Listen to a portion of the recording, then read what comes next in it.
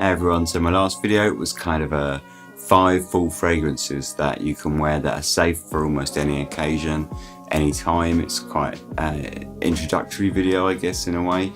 Later on this week I'm going to be doing my own personal fragrances that I'll be wearing this fall. It will be a little bit more diverse. It's going to have a lot more niche, a little bit of designer, a little bit of cheapy, so it's going to kind of be a bit broader.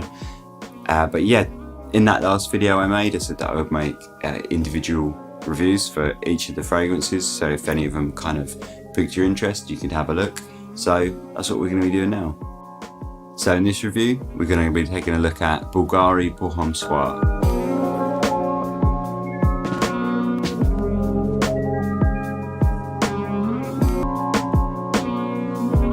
Okay, so this is the 100ml Bvlgari.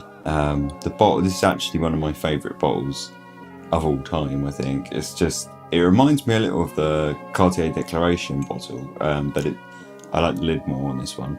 But it's pretty basic. It's just, you know, it's just clear glass, the juice is just clear.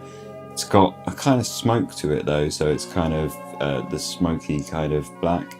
On the bottom there you've got a sticker, don't know if you can make it out, with the batch number and the size. It's just a regular sticker though, so it's, you know, it's not printed on the bottle or anything or laser etched. Yeah, it's pretty simple, but it's one of my most favourite bottles of all things. Just, yeah, the Bvlgari pour Homme Soir on the front, that's it. The lid, really heavy lid actually. It looks kind of naff, but it's weighted, so there's definitely like something inside there to make it heavy, because it's really it's really heavy. So yeah, it's quite nice. It's a nice bottle. It's one of my more favourite bottles. It's simple but elegant, and that more or less sums up the fragrance inside as well, which I think it does a good job at that. So yeah, that's nice. I think it comes in smaller bottle, but this is, say, 100ml. So Bvlgari pour Homme Soir came out in 2006 or 2007, I think it was 2006, and it's quite simple in its note breakdown. So the notes, yeah, they're quite simple. It's just 4 notes listed, and it's papyrus, bergamot, Darjeeling tea and amber, and that's it. And it's quite linear. It's definitely like you spray it, what you spray is what you get. I do have a Drydown here that's about an hour or two old, but I'll spray it off the top. I feel like it's quite unique, and I think it's a really good fragrance for evening wear. I think it's really classy, wears very close. But let's spray it first and have a look what it smells like. So off the top, so I've got a Drydown there, but we'll spray it off the top anyway. So off the top, bergamot is strong. It's nice. It's not it's a really good citrus actually, but it's strong. And the very first things you get for me is the amber and the bergamot, and the amber is really warm under there. And very thick and very resinous. It's quite rich, and I don't get much of the tea. I get the tea a little bit. It's almost like just a sort of bitterness that I think it mixes well with the amber. I mean, amber's more of an accord anyway, and it mixes well with that. And I think it's difficult to distinguish for me between like where the amber starts and or where the amber stops and the tea starts, and I feel like they kind of blend very well together, and I get the kind of the richness of the amber along with the kind of slight bitterness of a tea.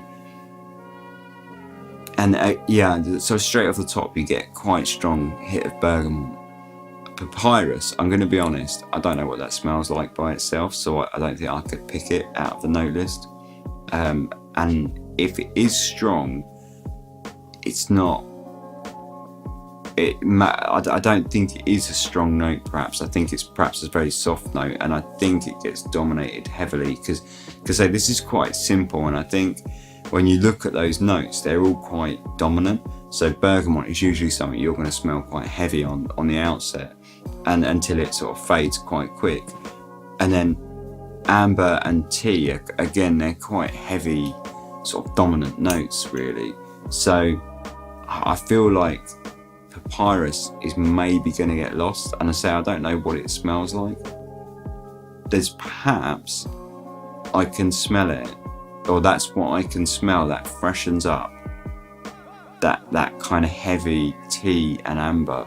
There is something there it's not floral, but it's not citric, but it's somewhere in the middle. It's sort of got that kind of acidic citric feel, but it's not quite. It's more sort of watery and more of an aqua, but I don't want this to sound like an aqua-y frag, because it's not. But that's perhaps the pyrus. That's perhaps what it's bringing to the tea and the amber, and just bringing it up out of the kind of depths a little bit. So that's what I get on the outbreak anyway. As soon as you spray it, that's what I get straight away. Is big hit of bergamot, and it's really nice, and a big hit of the tea and the amber, and the amber, very rich, very resinous.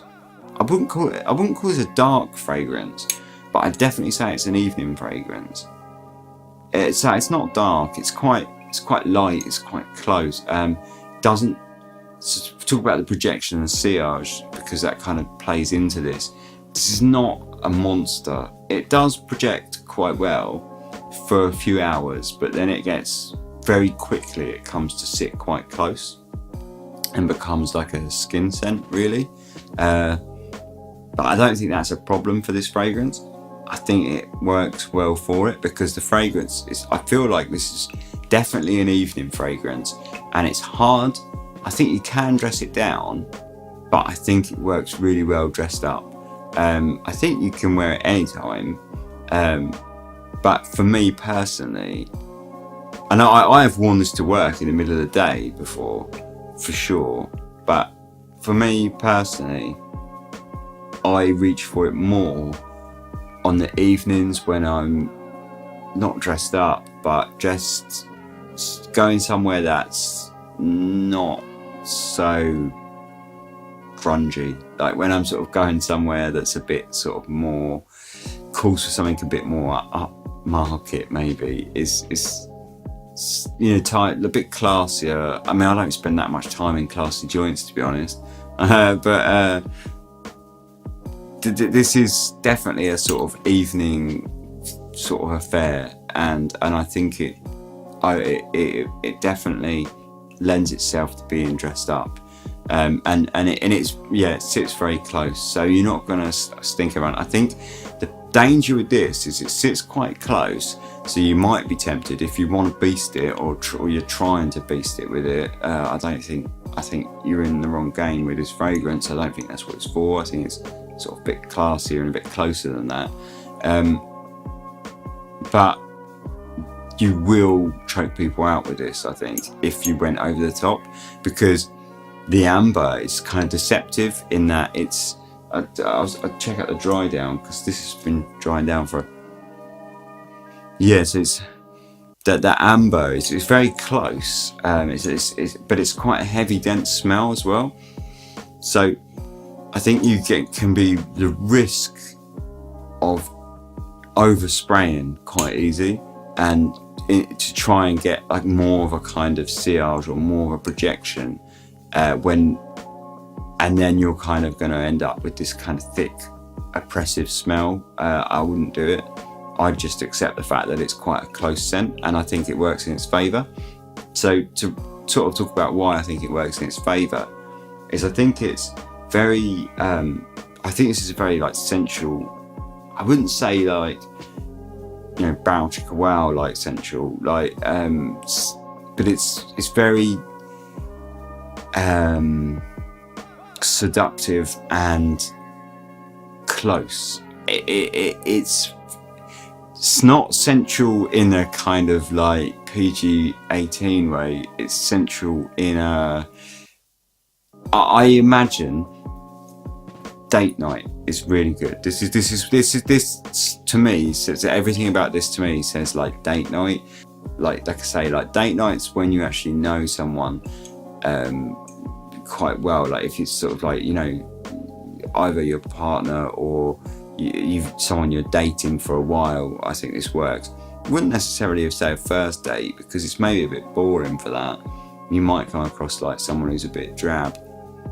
Not that it's drab fragrance, but you know, it's not daring in any way. And on the first dates, in a way, you want to wear something that isn't overly challenging. So maybe it would work, but I feel like formal, like it is quite formal. So perhaps on a first date, when you want to come across a little bit more easygoing, and you know, first dates, you know, you have to sort of, you take it as you come, don't you? You're just going to meet someone, really. So I feel like perhaps it's a little formal for a first date, so I wouldn't bother. I'd pick something a bit more maybe sort of playful. But later on, like as if it's someone you're dating, I think it would really work, and I think that's where it really shines. But it's really nice. So say in terms of what it smells like, the amber, this is the Drydown, and the amber is really strong. Like that kind of resinous, kind of ambery smell with the tea. That's pretty much what you get with the Drydown for me. Is a really kind of resinous tea. Pretty basic. I would say that's what it is. The kind of slight, not fruitiness of a tea, because it's not fruity, but there's that slight kind of tannin of the tea that kind of just sort of gives it a bit of spark. But otherwise it's quite sort of dense and resinous. So the tanniny kind of tea smell, it does lighten it up and does kind of pick it up and give it a little bit of sort of excitement and life, but mainly it's quite resinous and quite sort of, and I think that's where the seductive feel comes from, is that kind of thick resinous kind of smell. But beautiful smell. I really rate this. I really like this. I don't wear it enough actually, but I really like it. So that's sort of my review for Bvlgari pour Homme Soir. Do I recommend it? Yes. Say that it's quite cheap for 100ml. I think you can get it pretty cheap online, like £45 I think for 100ml, which is pretty cheap, like really. I think it's not going to challenge, it's not going to excite you. If you're really into like niche and stuff, it's probably not going to be that interesting, but it's really well blended and it is quite unique for what it is. So I do think, like, you know, maybe it's sort of, if you're a bit of a niche snob, you might overlook it, and that would be a shame, because I like it. And I think for a safe fragrance as well, I really rate it. I think, you know, like if you were looking at a kind of something in the same ballpark, like Bleu de Chanel or Sauvage or something like that, I think you would be missing out by overlooking this. And I think it's obviously easily overlooked by those other two fragrances.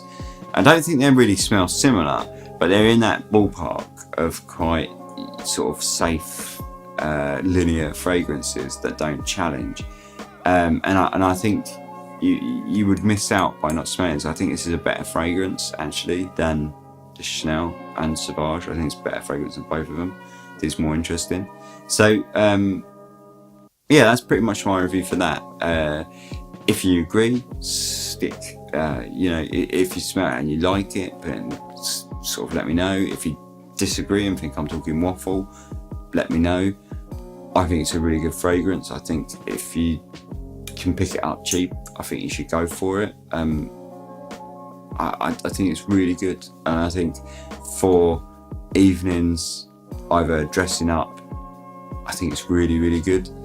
And for sort of date nights, I think it's really good. I think it's quite a sensual, close intimate smell for a date. I think it's really, really good. I don't think there would be much else I would reach for in those situations, to be honest. And I've got quite a collection, and I still think this is probably one of my more intimate, sort of casual, intimate fragrances, I guess. I think it's quite sensual, I think it's quite sexy, and I think it really works. I think it's really good. So yeah, that's my review for Bvlgari by Homme Soir. Let me know what you think. Like, subscribe, don't, whatever. I don't know. Cheers.